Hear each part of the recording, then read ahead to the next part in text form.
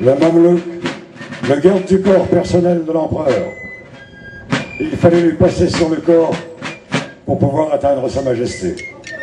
Admirez son costume. Derrière, un maréchal d'Empire, le maréchal Massena, à l'arrière-plan, le général de division, en tenue de campagne, rentre sur le terrain, la tête de colonne de la garde impériale, fifres et tambours de la flamme de Frégé.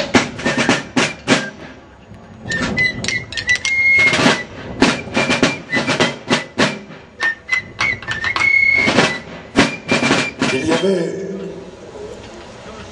au sein de l'armée impériale, en définitive, deux armées. Il y avait l'armée de ligne, qui participait à toutes les batailles, et il y avait l'armée personnelle de l'empereur, qui était sa garde, et son armée de réserve, la garde impériale. Les musiciens que vous venez de voir appartiennent à la garde impériale. Mais, au sein de cette garde impériale, il y avait un régiment d'élite constitué de chasseurs à cheval qui, vous voyez maintenant, prennent position. Devant vous, une évolution de cavalerie. Donc ce sont des chasseurs à cheval et également un grenadier à cheval. Donc ils faisaient corps avec leur monture.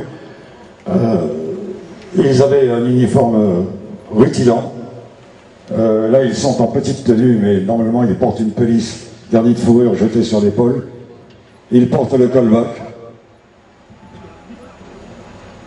Et lorsque l'empereur se déplaçait dans sa berline, un peloton de 20 chasseurs l'accompagnait en permanence.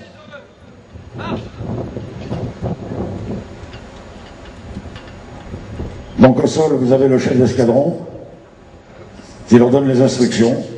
Vous assistez là à une école de cavalerie. Hein.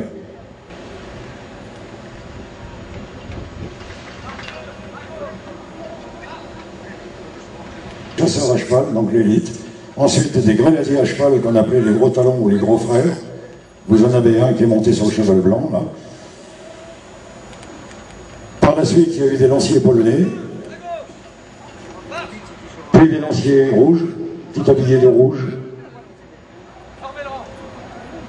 Et des carabiniers, et également des dragons, qui étaient le régiment préféré de l'impératrice, donc les dragons de l'impératrice. Cette cavalerie s'est couverte de gloire sur tous les champs de bataille, et notamment lors de la bataille de Eylau, où c'est eux qui ont sauvé la situation, parce que les Russes tenaient bon, et la cavalerie de la garde, sous les appuyer la réserve de cavalerie commandée par Murat et a réussi à enfoncer les lignes russes. Donc là, vous voyez, bon, il y a des voltigeurs qui commencent à se déployer sur le terrain. De mon côté, ce sont les Français. En face, ce sont les ennemis. Hein.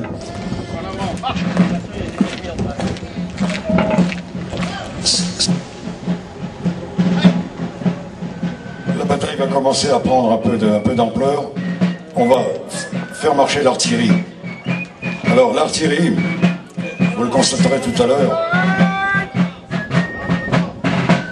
l'artillerie avait surtout, c'était surtout une arme psychologique.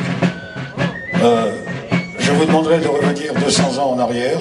Commencer toujours une bataille par un duel d'artillerie, de façon à, allez, je vais dire le mot, à abrutir les gens. Donc l'odeur de la poudre, le bruit, ça les rendait beaucoup plus dociles et peut-être beaucoup plus méchants.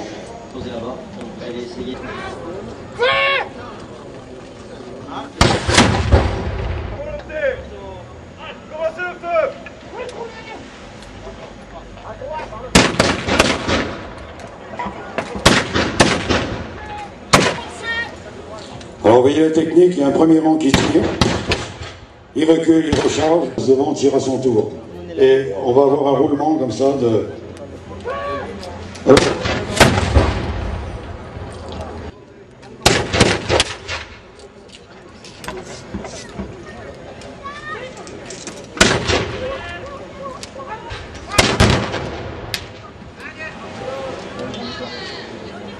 ainsi qu'intervient le service de santé.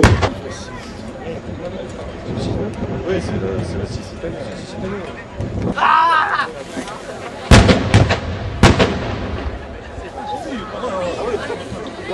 Et vous prenez, vous sortez du brancard. Bon, faites avancer le corps de bataille français. Allez, sortez du brancard, venez vers moi. Tu donnais quoi à boire maintenant? Allez, la goutte, allez. Et là, vous allez voir un geste. L'empereur va voir un blessé. Essaye de le consoler. Et va avoir un geste qui s'est produit. Il le couvre avec sa capote grise.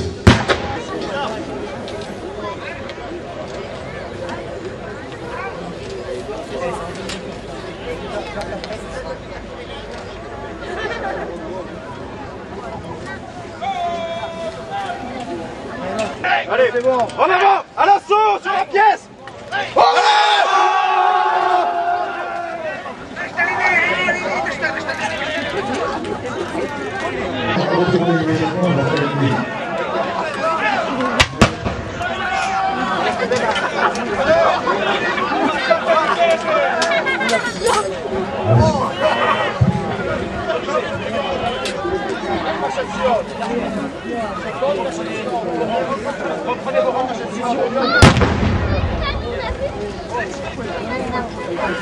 Alors ça peut lui sembler comme ça une grande pagaille, mais tout est calculé à l'avance, tout est prévu.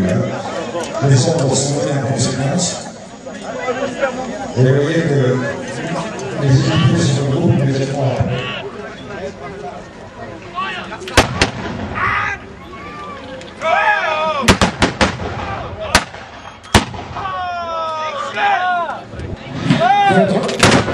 Faites retraiter.